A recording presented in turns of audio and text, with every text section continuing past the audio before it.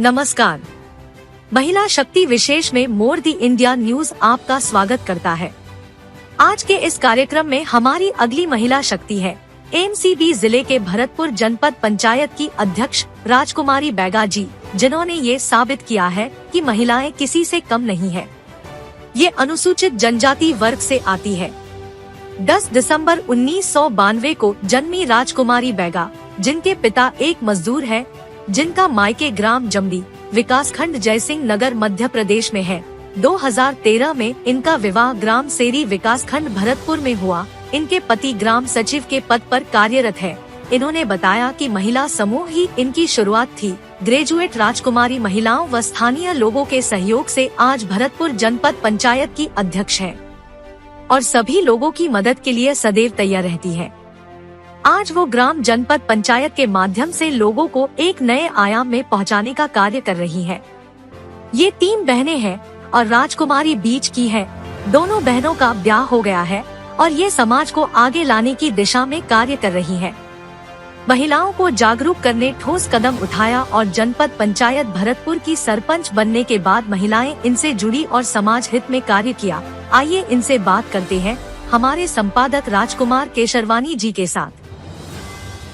नमस्कार, more the India news के महिला शक्ति विशेष कार्यक्रम में आपका स्वागत है। आज हमारे बीच हैं एमसीबी जिले की भरतपुर विकासखंड की जनपद पंचायत की अध्यक्ष राजकुमारी बैगा जी। नमस्कार। धन्यवाद। मैं आपसे आपके बारे में जानकारी चाहूँगा और बहुत सारी बातें होंगी। सबसे पहले मैं ये जानना चाहता हूँ कि इस कार्यक्रम के में आकर के आप जो है कैसा महसूस कर रही हैं? इस कार्यक्रम में आकर के मैं बहुत अच्छे महसूस कर रही हूँ। भरतपुर विकासखंड में पहली बार अपना बैगा समाज से जनपद अध्यक्ष के रूप में बनी हूँ और मेरे पति के ख्वाब था कि नौकरी आपको नहीं कराना है, मैं चुनाव ही लड़ाऊंगा। मैं क्योंकि महिला ही शक्ति से यहाँ तक आज पहुँची हूँ। मेरे समूह के मार्गदर्शक रहे बलरामपुर के एक अंजलि पटवा करके पीआरपी रहे। उन्होंने सोचे कि पढ़ी लिखी औरत होंगे तो हमारे ग्राम मसौरा के एक कल्याणी दीदी, तो उन्होंने मेरे को चयनित किए और उन्होंने मेरे को समूह में मार्गदर्शक दिखाए। बोले आपको राजकुमारी करना है ये काम। मैं कहा कर लूँगी बिल्कुल। मेरे साथ उस टाइम बहुत स्थिति गंभीर थी क्योंकि मेरी बच्ची छोटी वाली 3 माह की थी। फिर भी उन्होंने कहा प्रशिक्षण जाना है आपको, तो मैं प्रशिक्षण के लिए बैकुंठपुर में 9 दिन की प्रशिक्षण थी RCT भवन में, जहाँ मैं बच्ची लेके गई और गाड़ियाँ भी फंस गई। और जो हमारे NRLM के बड़े साहब रहे, उन्होंने दीदी को भी डांट फटकार बोले कि इतने छोटे बच्चे कैसे करेगी काम, है ना। तो मेरे को दीदी बोले पीआरपी अंजलि पटवा बोले कि वो नहीं करेंगे तो मैं करूँगी सर। लेकिन ये पढ़ी लिखी औरत है, मेरा फाइनल कंप्लीट ग्रेजुएट है मेरा। उसी में मैं गई और समूह का प्रशिक्षण की। फिर मैं वहाँ रह के सर 9 दिन अपना प्रशिक्षण की। वहीं से मेरा लाइफ में सुधार आया और वेतन मिलती थी। FLCRT का प्रशिक्षण की। उसी में मैं अपना महिलाओं के बीच जाती थी, महिलाओं से बातचीत करती थी। उनका समूह, उनके पास पैसा नहीं है, मैं उनका रिकॉर्ड ले करके अपना पैसा लगा के उनको समूह में उनको जागरूक की और समझाइश दी कि यहाँ ऐसा करेंगे तो हमारे बच्चे का स्थिति, हमारे घर का स्थिति अच्छी रहेगी। फिर इसके बाद मैं सर 3 माह उस प्रशिक्षण के बाद अपना FLCRT का महिलाओं के साथ बोलचाल 6-7 गाँव मेरे को FLCRT का काम मिला। फिर मैं वहाँ से सर अपना काम स्टार्ट की। फिर मेरे पति बोले कि हम आपको चुनाव लड़ा रहे हैं राजकुमारी। फिर मैंने वहाँ से अपना काम करना शुरू किए। मेरे गांव के रहे हीरा मन लोग और मेरे गया चाचा लोग, इन्होंने फार्म भराए। लास्ट में सर मैं फार्म भरी थी। आज वो जो मेरे फार्म भरे हैं वो मेरे को बहुत खुश नज़र से देखते हैं और मैं उनको धन्यवाद दूंगी कि जिन्होंने लास्ट टाइम में मेरे को अपना फार्म दिए और देखे कोई मैं सोची ही नहीं थी कि मैं कहाँ से कहाँ पहुँच जाऊँगी।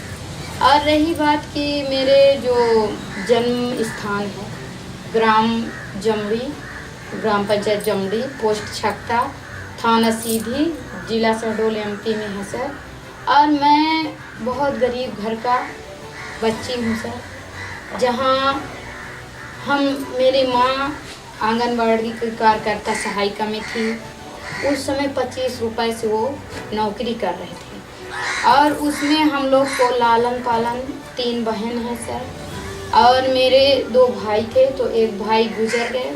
वहाँ से मेरी माँ 25 रुपए में नौकरी की, 5 को पढ़ाने लिखाने के लिए सोची। और मेरे पिताजी किसान भी ज़्यादा नहीं है, खेत बाड़ी, गाय हमारे यहाँ 40-50 मूड़ा थे, उसी में दूध दही अपना व्यवस्था करके हम लोग को कभी गरीबी महसूस नहीं होने दिए सर। 8वीं तक गांव में पढ़ाए और इसके बाद फिर 8वीं के बाद में 1 साल गाय चराई थी सर। मेरी स्थिति घर का बहुत गंभीर, मेरा भाई ख़त्म हो गया, मेरा मामा मामी लोग ख़त्म हो गए, तो मेरा माँ लेट होने की वजह से नहीं पढ़ा पाई। फिर इसके बाद सर मेरे को बनसुकली बोल रहे थे कि लिखाने के लिए नाम, तो मैं बोली माँ मैं बनसुकली में नहीं पढ़ूँगी। माँ से जिद कर दी, मैं कहा नहीं पढ़ूँगी माँ, वहाँ मैं जयसिंह नगर में पढ़ूँगी। माँ बोली चलो ठीक है, जयसिंह नगर में ही पढ़ाते हैं। फिर सर वहाँ हम लोग छात्रावास में रहे। छात्रावास मेरा स्कूल अर्धशासकीय थी उस टाइम, अब शासकीय हो गई है, बढ़िया बहुत अच्छा स्कूल हो गई। फिर हमने वहाँ छात्रावास में, मैं 10th तक की छात्रावास थी उस टाइम, वहाँ पढ़ी। फिर इसके बाद मैं 11th क्लास पढ़ी, फिर 12th में गई। इसके बाद मेरा माँ कॉलेज में नहीं पढ़ा रही थी। मैंने माँ से जिद कर दी कि माँ अगर आप नहीं पढ़ाते हैं, जैसे नहीं पढ़ाएंगे मेरे को, तो मैं काम नहीं करूँगी, घर का काम, ऐसे बोली। लेकिन मैं कहा कुछ नहीं करूँगी, लेकिन मैं पढ़ाई करूँगी माँ। तो बोले बेटा मेरे पास पैसा नहीं। मैं कहा एक बार सिर्फ लगता है माँ, फिर वहीं स्कॉलरशिप मिलता है, स्कॉलरशिप से मैं पढ़ लूँगी माँ। तो मेरे मम्मी को, जैसे गांव के लोग सर नहीं समझती इतनी बातों को, बोलते थे कि कॉलेज में ऐसा होता है, अनेकों कुरीतियाँ बताते थे। तो मैं बोली कि नहीं माँ आप मेरे पर भरोसा करिए, ऐसा नहीं होगी कभी, आप मेरे कॉलेज पढ़ाइए। फिर मेरी माँ सर कॉलेज पढ़ाई, मैं अपना मन चाहा पढ़ी। मेरा माँ नौकरी के लिए भी NM का फॉर्म भराई। मैंने पन्ना छतरपुर गई पेपर देने। जब मेरा कॉलेज हुआ, 2nd ईयर में मेरा फिर रिश्ता आए, कुछ अच्छे रिश्ते आए, जो कि मेरा ससुराल ग्राम पंचायत शेरी में है, MCB कोरिया में ही है। तो यहाँ शादी हुआ, लड़के अच्छे थे, शादी कर दिए मेरे माँ। फिर मैं अपना यहाँ 2013 में मेरा शादी हुआ, 2nd ईयर कर रही थी। 1 साल मैंने ससुराल से पढ़ी, बढ़िया पढ़ी, अपना कोई उसमें दिक्कत नहीं था मेरा। पढ़ाई लिखाई के घर वाले भी साथ दिए, मेरे मिस्टर भी साथ दिए, मेरे घर के लोग सब सक्षम है, ससुराल वाले।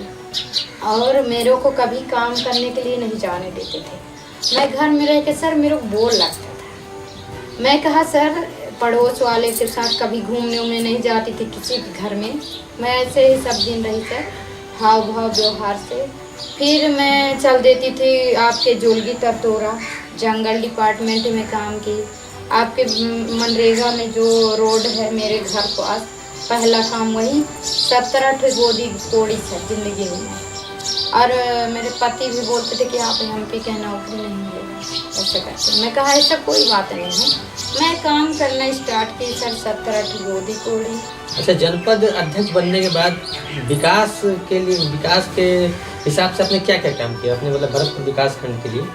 जैसे आपके गांव की कमी है, रोड, पानी, बिजली की समस्या, और जैसे गांव के साथ बहुत सारे ऐसे स्थिति है कि पेंशन हो गया, आपके राशन कार्ड हो गया, समाज सुरक्षा वाला पेंशन हो गया, कई योजनाएं हैं। जहां पुलिया की ज़रूरत है, रोड की ज़रूरत है, रोड की ज़रूरत है, वहां मैं जितनी मेरे पास क्षमता है उतना मैं कर रही हूँ सर। और अभी जो भी 2-3 साल हुआ है बहुत अच्छे से लोगों का सेवा की हूँ। जैसे कोई कहीं व्यक्ति ख़त्म हो गए सर, तो वहाँ मेरा सहायता राशि रहता है, चावल रहता है अपना, ये सब सहयोग की हूँ सर। अब जो है जो लोग आपको देख रहे हैं, हमारे दर्शक हैं, बहुत सारी महिलाओं के मन में ये बात आ रहा होगा कि हमको भी आपकी तरह बनना है, तो उनके लिए क्या संदेश है? मैं उनके लिए ये संदेश देना चाहूँगी कि जिस स्थिति से मैं आज यहाँ तक आई हूँ, समूह के काम करके आई हूँ यहाँ तक, उनको मैं वो करूँगी कि वो भी अपना स्वेच्छा मन को लगन लगा के कुछ भी काम करें।